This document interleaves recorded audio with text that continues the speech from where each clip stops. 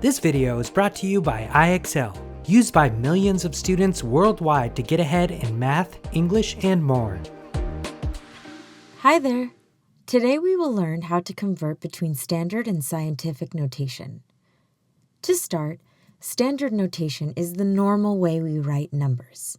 Sometimes those numbers are really big, like 4 million. And sometimes those numbers are really small, like 4 millionths. In both cases, we have to write many zeros. We can convert these numbers to scientific notation like this, to write them without showing all the zeros.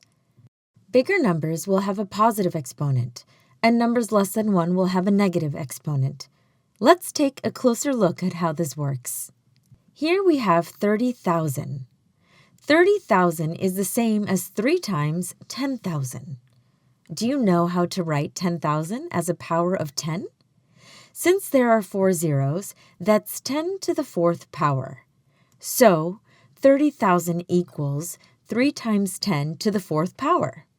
This is scientific notation. The first number must be at least 1 and less than 10. And we multiply that number by a power of 10. The exponent tells us how many place values we need to move to get back to our original number. Let's try converting more numbers between standard and scientific notation. Our first question asks us to convert 4.5 times 10 to the 6th power to standard notation. We can expand the 10 to the 6th power to get 1 million.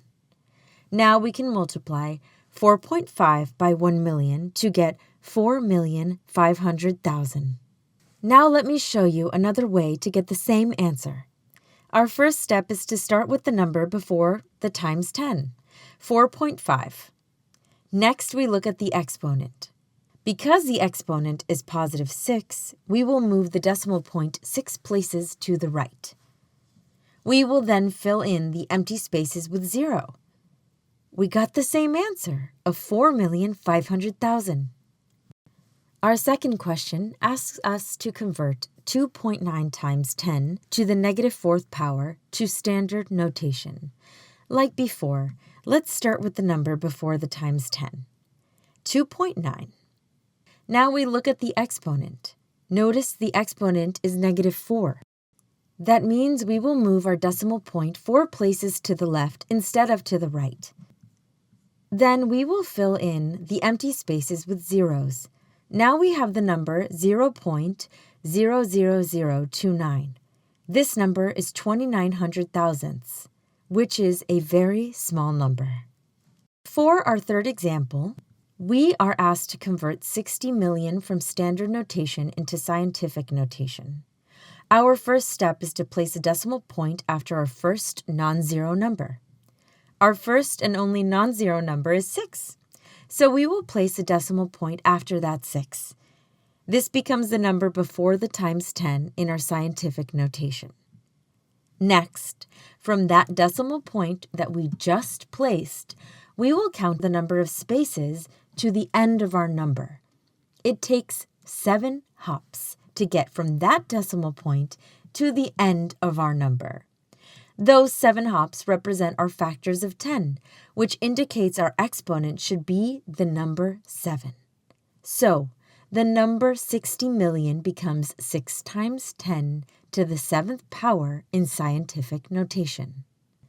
In this last example, we need to convert 0.00471 from standard notation to scientific notation.